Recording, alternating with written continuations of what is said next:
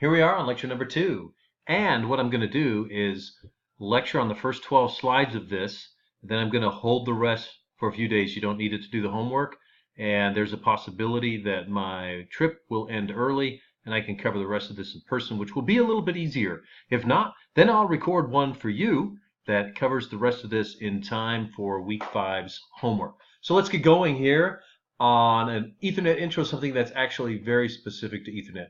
Now, I like this. Mr. Moticon said once that the best quote he ever heard on Ethernet was a 10 megabit segment for just under $800 a month. Imagine paying that much for Ethernet. All right, so let's review some terminology. We are going to need this today. First of all, hosts and routers are nodes. They are the computers. They are the things on the network with a brain. So a repeater doesn't have a brain. It doesn't count. Communication channels are the things that connect nodes, specifically adjacent nodes. They might be wired, guided. They might be wireless, unguided. They might be LAN links, local area network links. Remember that a layer 2 packet will be called a frame, and it encapsulates a datagram. So you have a frame that's at layer 2, a packet at layer 3, and then words become a little bit less specific once you get to layer 4 and above. The data link layer, here is your answer to one of the homework questions. The data link layer's main job is to transfer datagrams or frames from one node to an adjacent node over link. Everything we talk about in Ethernet has been installed to accomplish this goal. All right, so here is your 802.3 IEEE Ethernet standard. It exists on 2 layers at the same time. It exists on the physical layer and the data link layer. Physical layer we talked about last week, and it includes fiber, it includes copper, it includes coax, and even Wi-Fi. But above that, there is a MAC protocol, Media Access Control Protocol. We talked about that already, CSMA-CD, and a frame format. And that frame format is the same no matter which of the many physical elements you choose underneath. And so we have different speeds. We talked about all that. All right, so let's say that there's some copper. These are fiber. You see the F and the baseband, and then there's, all right, so here we are. The word frame is used to describe unique messages at the physical and data link layer.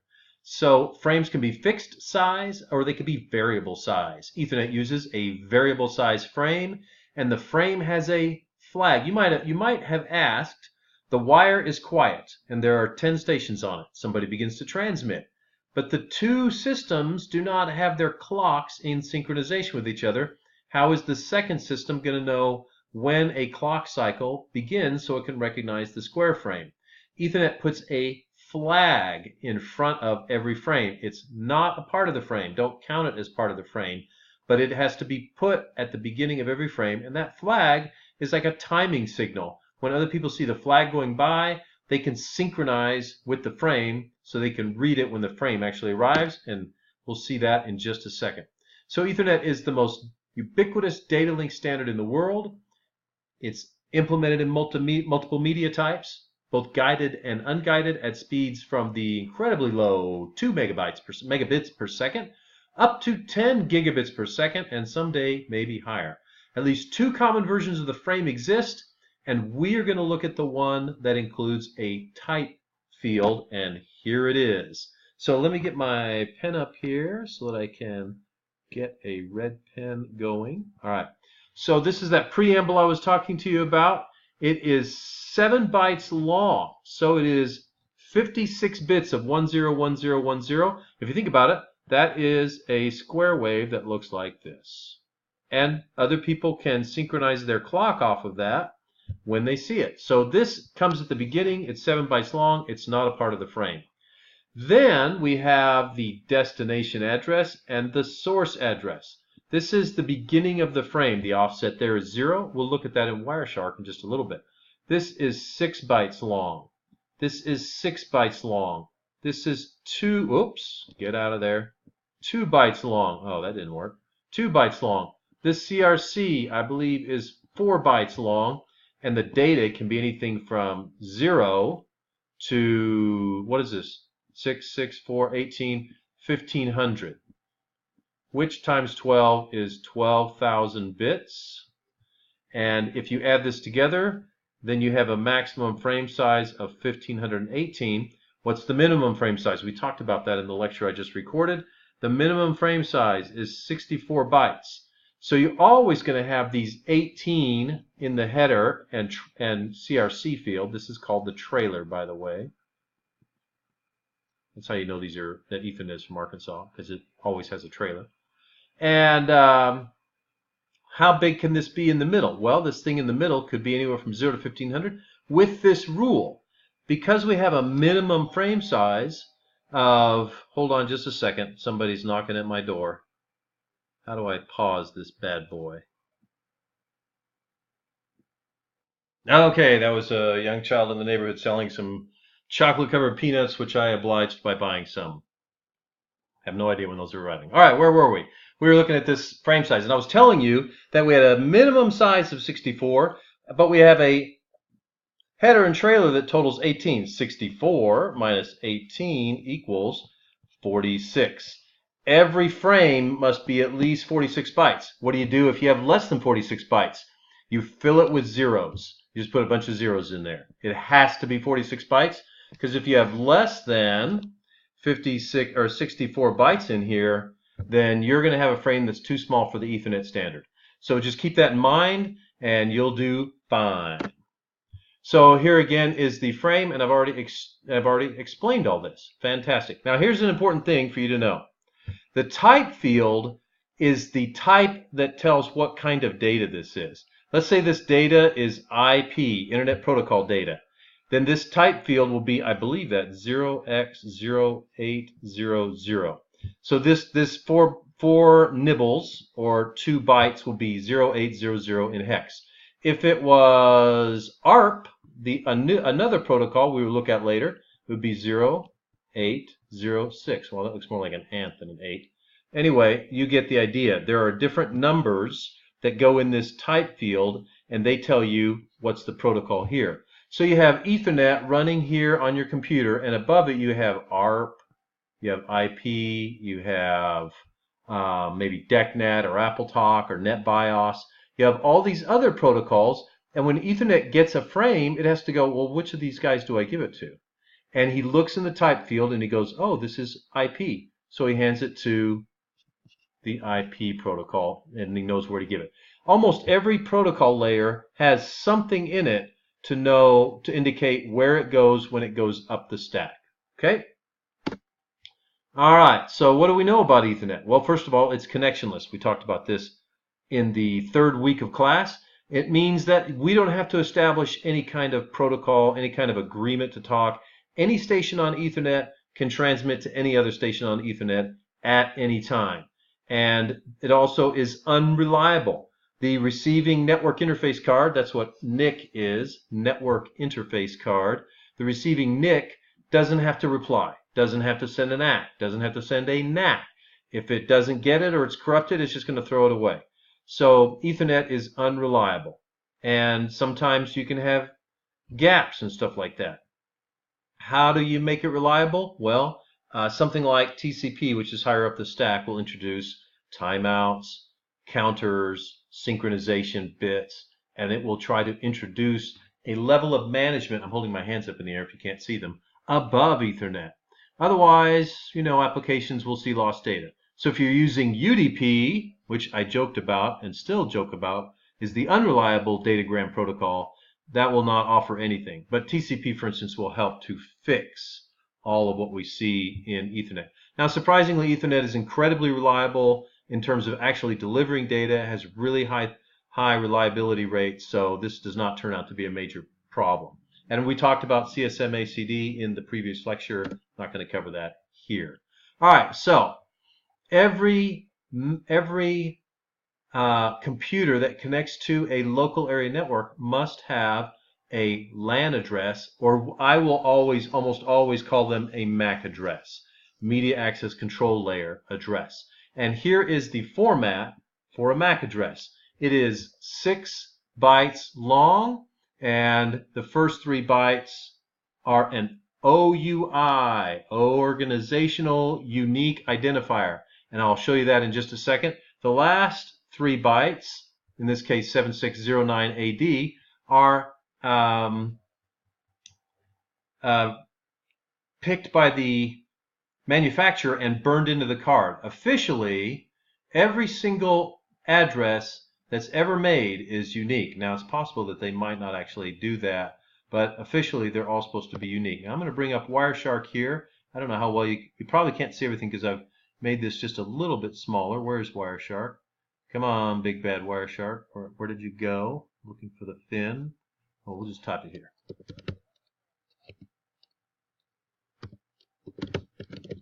There it is. And I'm going to start it up here. Here it comes. No, skip this. Don't do it. Here comes Wi-Fi. And we don't have to capture very many packets. We'll be able to see what we need to see very quickly. That's good enough. I'm going to pick any packet. Hey, here's a packet. Look, I'm going to make this a little smaller so it fits in this window. Here's an Ethernet frame. I'm going to make it bigger than that. Here is number 6. He's right here. You look there, frame 6, and I'm going to open the Ethernet. Now, if I click on the destination address, it's highlighted down here. But look, Google _16A677. This is a device on my local network, and it is built by Google. And so the first 3 bytes in this, 703ACB, that is the Google, one of the numbers Google has to manufacture Ethernet cards. The rest of these, 16A677, is a unique number given to the NIC on this device that transmitted. Now here is, I'm sorry, that's destination. Here's the source. This is actually me, I'm pretty sure. And look, Intel Corporation. So this Ethernet card was made by Intel Corporation. And down here, 4851B7. That's the number. If you see that at the first 3 bytes, you got an Intel Corporation. Now let's look at this. Here's the type, 0800, just as I said. Hi, I remembered correctly. And that is your type. And so what is the offset for the destination address? It is 0 bytes from the beginning. This is byte 0. It's 0 bytes from the beginning. What is the offset for the source address? It is 0, 1, 2, 3, 4, 5. That 48 is the first byte in the source address. You can also see it right up there where my mouse is pointing. And that is 6 bytes offset. I will leave it to you to figure out what is the offset for the type field. Let's pick a different type field. See if we can find one in here. Yeah, let's pick that DHCP type field. No, that's an IP. That's an IP. That's an IP. Everything is IP today. Maybe Quick isn't IP. Nope, even Quick is IP. All right, so all we got was IP packets, and too bad. All right, there we go. I'm not going to save this. Hopefully that helps you a little bit. All right. Oh, got to make this live. So when you transmit a frame, you can transmit that frame to everything on the network if you want. You can take a single frame and tell everybody they have to receive it. And when you transmit a frame, normally on old style Ethernet, everybody would receive it. They would physically see the electronic signals. Nowadays, that's not necessarily true because of bridges, what happened with bridges, and we'll explain that in just a second. So the process is you send a frame, it goes to everybody on the wire. Now, switches are going to change that, so keep that in mind later. And the first thing everybody does when they receive it is they check the CRC, that's the error field, to see if it's good. And if it's good, then they check the destination address. And this is just like you getting a letter at your home. You open it up, and if the letter is addressed to someone else, maybe you're not a very nice person, and you throw it away. That's what Ethernet will do. But if the address has your MAC address on it, then you're going to do something with it. What do you do with it? You look at the type field, and the type field tells you what layer 3 protocol to hand it to. Now, there is a special address called the broadcast address. It's all F's. And every frame matches the broadcast address. Okay? All broadcast addresses are processed by every NIC.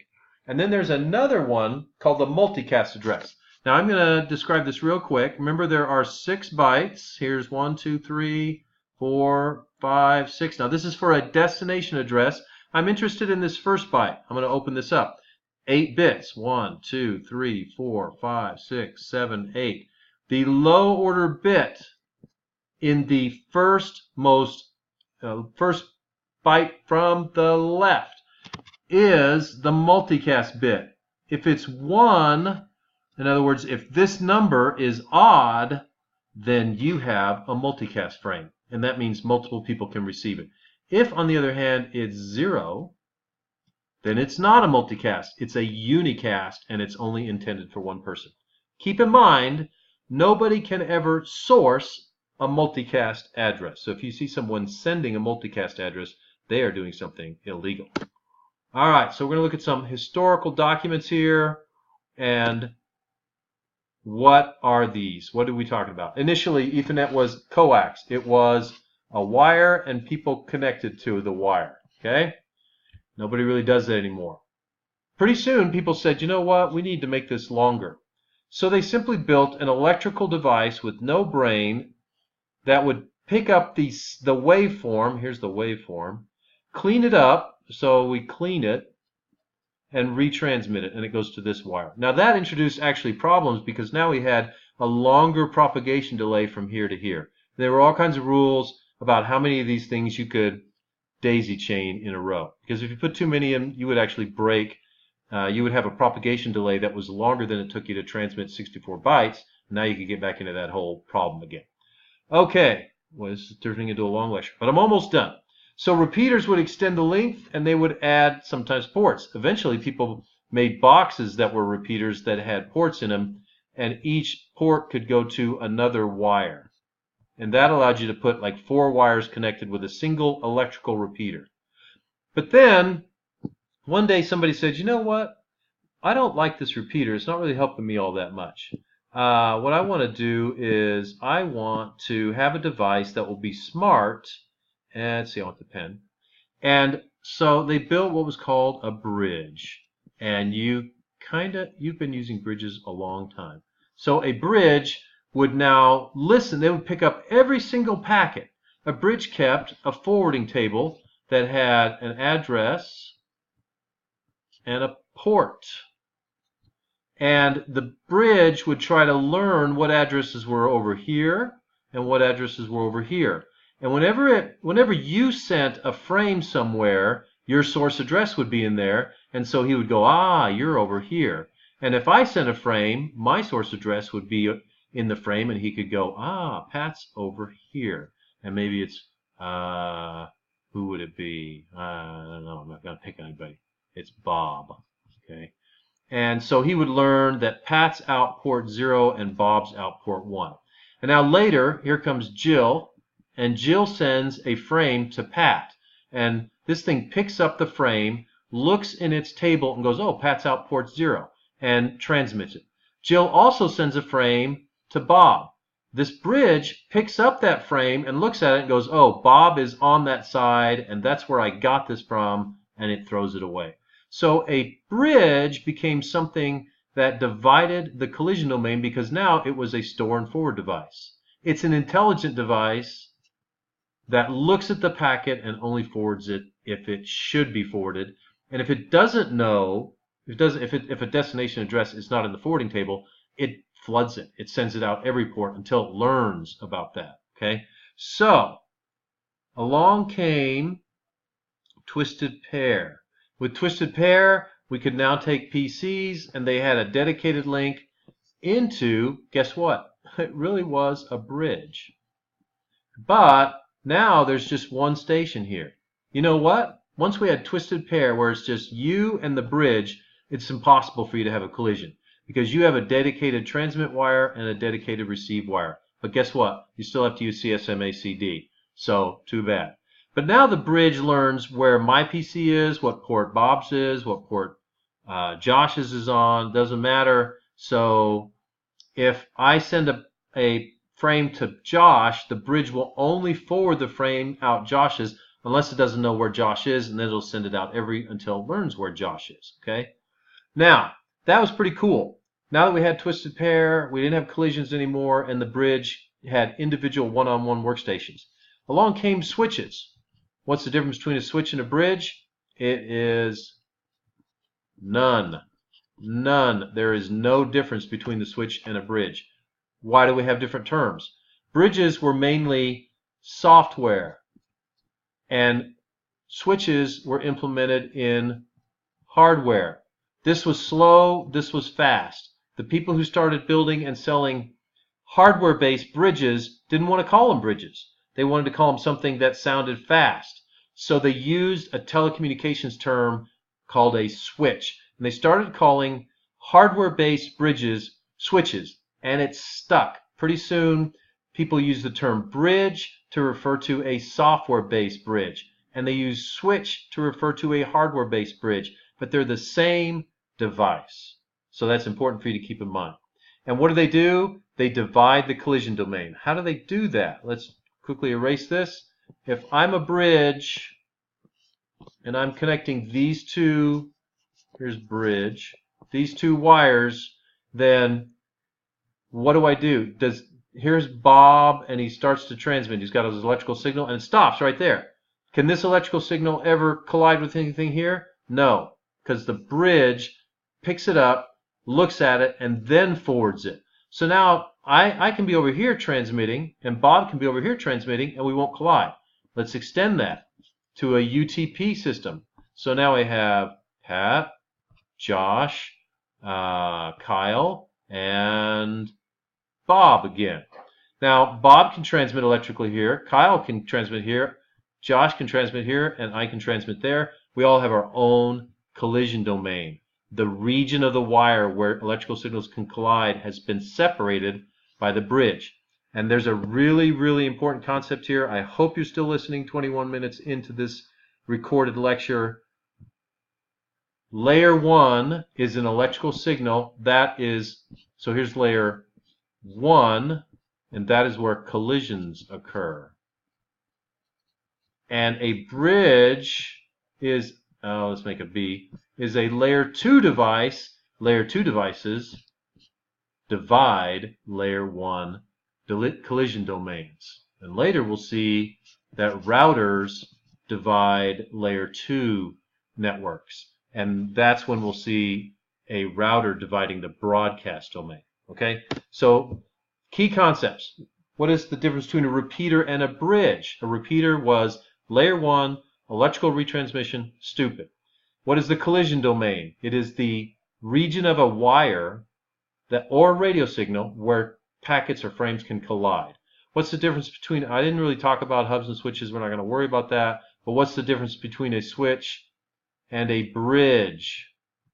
And the answer is, there is no difference. None. Functionally, there's no difference. Functionally, there's no difference. From a performance standpoint, huge difference. Functionally, don't have to know any difference. And what's the broadcast domain? The broadcast domain, I'm going to erase all this so I can draw again, erase everything. When I send out, here's my bridge, and I have 4 people connected to it, and I send a broadcast frame, all Fs. What's this guy going to do with the broadcast frame? Well, a broadcast frame is supposed to be sent to everybody, so this guy has to send it to everybody. So these guys all still share the same broadcast domain, because if any of them sends a broadcast frame, that frame has to be delivered to everybody else on this local area network. All right, I think we're going to stop right there. We will talk about how bridges and switches learn. This is very important, and you will have a difficult exam question on it. So I want to be able to do this with you if I can. If not, I'll try to go slower in the next video. This video has reached 23 minutes and 47 seconds as of right now, and we're going to call it a day. You guys have a great week. Good luck on the homework. Good luck on the lab. I think I've shown you everything you need to see. Have a great day. Bye-bye.